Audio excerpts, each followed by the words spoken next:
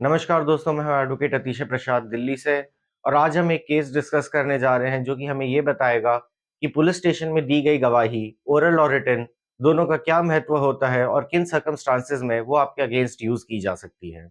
दोस्तों, अक्सर आपने हॉलीवुड मूवीज में पुलिस को बोलते सुना होगा, स्टे साइलेंट, व्हाटएवर यू से might be used against you.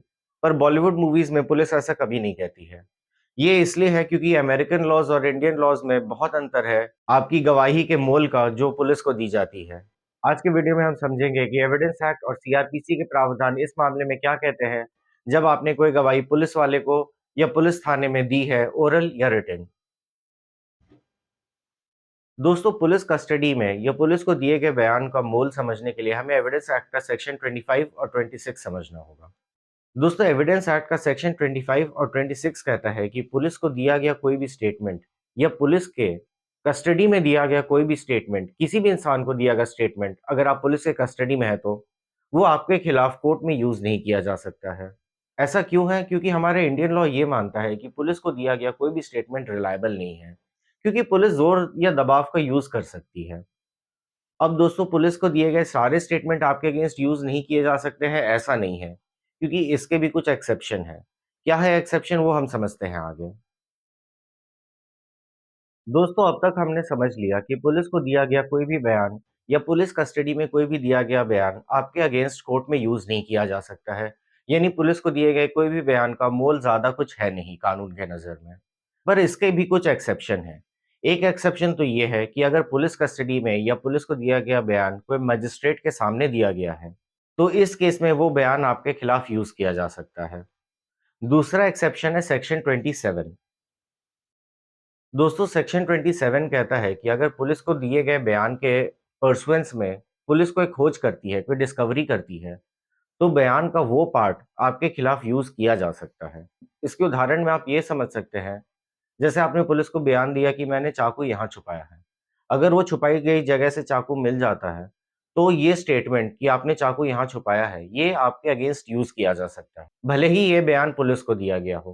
क्यों? क्योंकि सेक्शन 27 प्रोटेक्शन देता है ऐसे बयान को, अगर उसके परसुएंट पुलिस कोई डिस्कवरी करती है।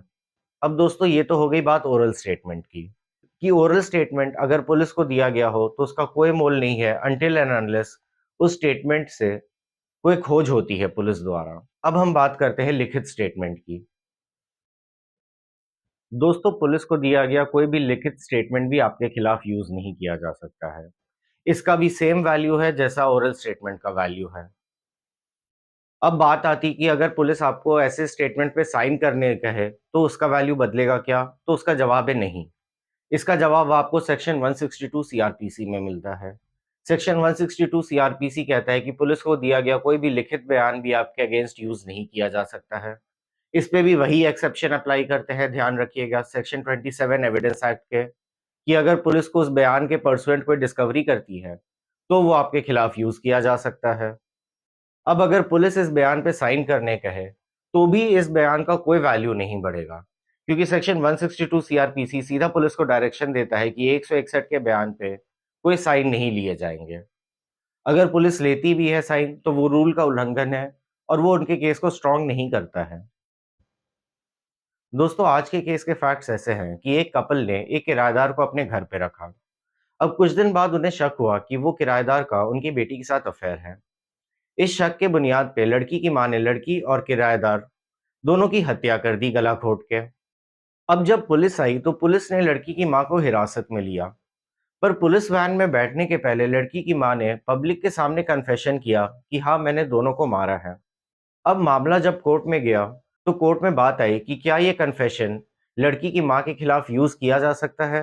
दोस्तों, याद होगा मैंने आपको सेक्शन 25 और 26 एविडेंस एक्ट के बताए थे, जो कि दो बात कहते हैं कि पुलिस को दिया गया कन्फेशन और पुलिस की हिरासत में दिया गया कन्फेशन, दोनों का कोई मोल नहीं है और दोनों आपके खिलाफ कोर्ट में यूज नहीं किया जा सकता है। अब इस सिचुएशन में लड़की की मां पुलिस के गिरफ्त में थी जब उन्होंने ये बयान लोगों के सामने दिया कि उन्होंने दोनों की हत्या की है। दोस्तों, इस केस में कोर्ट ने कहा कि लड़की की मां पुलिस के हिरासत में थी। भले एफआईआर उस वक्त तक नहीं लिखी गई हो जब तक लड़की की मां पुलिस के जीप में बैठी हुई थी या लड़की की मां पुलिस के हिरासत में थी, बट एफआईआर का लिखना और अक्यूज्ड का पुलिस के हिरासत में लेना, इन दोनों में कोई रिलेशन नहीं है। क्यों नहीं है? क्योंकि दोस्तों एफआईआर लिखने के पहले भी पुलिस किसी अक्यूज्ड को अपने कंट्रोल में रख सकती है और जैसे ही अक्यूज्ड पुलिस के कंट्रोल में आ गया, वो कन्फेशन सेक्शन 26 एविडेंस एक्ट के प्रोटेक्शन में आ जाता है और तब वो कन्फेशन अक्यूज्ड के खिलाफ यूज़ नहीं किया जा सकता है। अब इस केस का हमारे सिचुएशन से क्या लेना-देना है? चलिए समझते हैं कंक्लूजन में। दोस्तों, इस केस का हमारे सिचुएशन से ये लेना-देना है कि ये हमें बताता है कि पुलिस को दी गई कोई भी स्टेटमेंट या पुलिस के कस्टडी में दिया गया कोई भी स्टेटमेंट कोई वैल्यू नहीं रखता है कानून के नज़र में और वो आपके खिलाफ नहीं यूज़ किया जा सकता है। इसके 2 ही एक्सेप्शन हैं, एक या तो वो स्टेटमेंट मजिस्ट्रेट के सामने दिया गया हो और दूसरा कि उस स्टेटमेंट के पर्सुएंस में पुलिस ने कुछ खोज की है। अब ये चाकू वाला एग्ज़ाम्पल जो मैंने आपको दिया था कि अगर आपके स्टेटमेंट के बेसिस पे चाकू मिल गई, तो स्टेटमेंट का वो पार्ट आपके खिलाफ यूज़ किया जा सकता है। ये सुप्रीम कोर्ट ने बहुत अच्छे से एक डिसीजन में बताया है जिसका नाम है Randeep Singh Rana versus state of Haryana. खैर इस एक्सेप्शन पे हमें अभी इतना फ़ोकस नहीं करना है।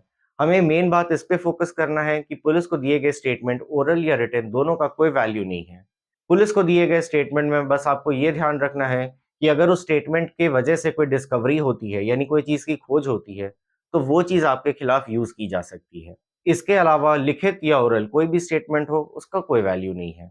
तो दोस्तों आई होप आज के वीडियो से आपको समझ में आया हो कि पुलिस स्टेशन में और पुलिस को दिए गए बयान का क्या वैल्यू होता है। आई होप आपको ये भी समझ में आया हो कि सेक्शन 27 ऑफ एविडेंस एक्ट क्या एक्सेप्शन देता है और किस लिमिटेड सिचुएशन में आपका दिया गया बयान आपके अगेंस्ट यूज़ किया जा सकता है।